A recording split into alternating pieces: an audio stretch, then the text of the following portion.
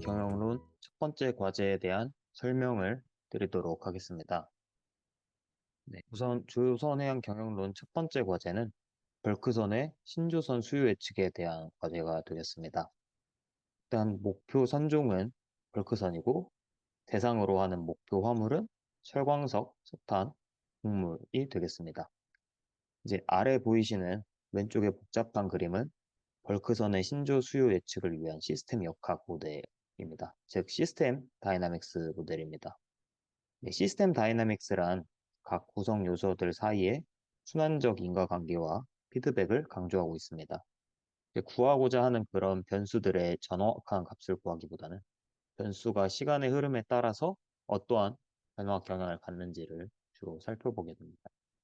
이제 왼쪽에 있는 그림은 조선 시장의 특성을 표현하기 위해서 경제 성장, 해상 화물 이동, 선봉량, 선박 발주, 그리고 선박 건조, 선박 해체 간의 인과관계를 표현한 그림인데요. 이제 복잡한 이러한 해운시장 모델을 저희 연구실 내부에서 오른쪽 그림과 같이 간략화해서 표현을 하였습니다. 이제 회색으로 칠해진 부분은 저희가 제공해드리는 데이터가 되겠고요. 이제 모델에 대한 상세 설명은 뒷장에서 말씀드리도록 하겠습니다. 네.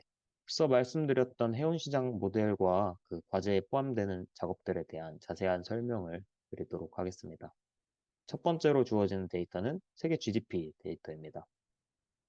이제 조선 업황 분석에 있어서 다양한 경제 지표들을 좀 활용하고 있는데요. 이제 선박 수요 변화가 가장 중요한 영향을 미치는 요인은 세계 경제로 알려져 있습니다. 그래서 세계 경기가 이제 호황이 되면 다양한 산업 활동과 함께 세계 무역량이 함께 증가하게 되고 세계 무역량의 약 8, 90%가 선박으로 운송하고 있기 때문에 해상 물동량이 증가하게 됩니다. 이제 그렇기 때문에 여기서 첫 번째로 구해야 하는 그 빨간색 네모 부분을 보시면 되는데요. 이제 그 빨간 네모 안에 있는 부분이 세계 GDP와 해상 물동량 사이의 관계식 추정입니다. 저희가 제공해드리는 엑셀 데이터의 GDP 데이터와 월드 시본 트레이드 데이터, 즉 해상 물동량 데이터, 이 두 가지 데이터를 활용을 하셔서 회귀 분석을 하면 됩니다. 만약에 데이터가 연간 데이터라면 보관법을 사용하셔서 월별 데이터로 변환하여 사용하시면 되겠습니다. 이제 두 번째로 봐야 할 내용이 이제 파란색 네모 안에 있는 부분인데요. 이제 두 번째로 화물 운송거리, 즉 톤마일 값을 구해야 합니다. 이제 그 각 화물, 그 아까 말씀드렸던 철광석과 석탄, 곡물 그 세 가지의 전체 화물 운송량을 구해주시면 됩니다. 이제 여기서 화물 운송량은 각 화물 운송거리, 즉 마일값과 화물 운송량, 통값의 곱으로 이루어지게 되고요. 요거는 한 달 동안의 총 화물 이동 거리를 나타내게 됩니다. 세 번째로 하셔야 될 게 이제 노란색 네모를 참고해 주시면 되는데요.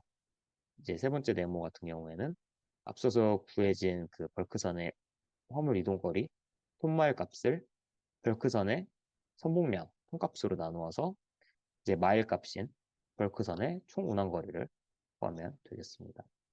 이제 네 번째로 해야 될 게 초록색 네모 안에 있는 부분인데요.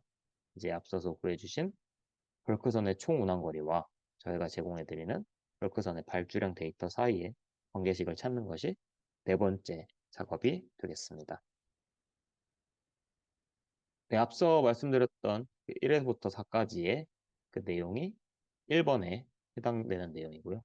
저희가 엑셀 데이터에 GDP 값과 월드 시드온 트레이드 값, 그다음에 바텀스, 오더의 시계일 데이터, 애뉴얼 값과 먼슬리 값이 이제 혼합되어 있습니다. 이 데이터를 저희가 제공을 해드리고 이제 각각 작업에서 어떤 데이터를 활용해야 하는지를 괄호 안에 적어 놓았으니 참고해 주시면 될 것 같습니다.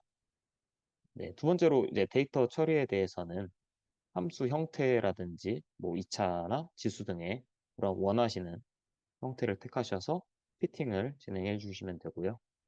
연간 데이터와 월별 데이터가 혼합되어 있어서 연간 데이터를 이제 원하시는 스플라인 보관법이라든지 뭐 선형 보관법을 사용해 주셔서 전처리 해주시면 됩니다. 이제 관계식을 구하는 과정에서도 이제 선호하는 프로그램 엑셀이나 파이썬, C 언어 등등을 사용하셔서 진행하면 됩니다. 다음은 리포트에 포함되어야 하는 것들에 대한 내용입니다. 첫 번째로는 가장 첫 번째로 구하였던 GDP에 따른 화물 운송량 관계를 그래프로 나타내 보는 것이 되겠고요.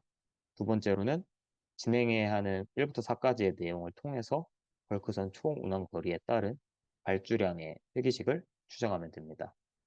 세 번째로는 데이터 증감에 따라서 이런 도출되는 관계식이 달라질 텐데요. 요즘 화두가 되고 있는 환경 규제, 즉 IMO 탄소 배출 규제가 신조 수요에 어떤 영향을 줄지 시뮬레이션을 해보면서 예상해 보면 되겠습니다. 네. 추가적으로 질문이나 궁금하신 점은 ETL 과제란에 있는 조교 이메일로 보내주시면 됩니다.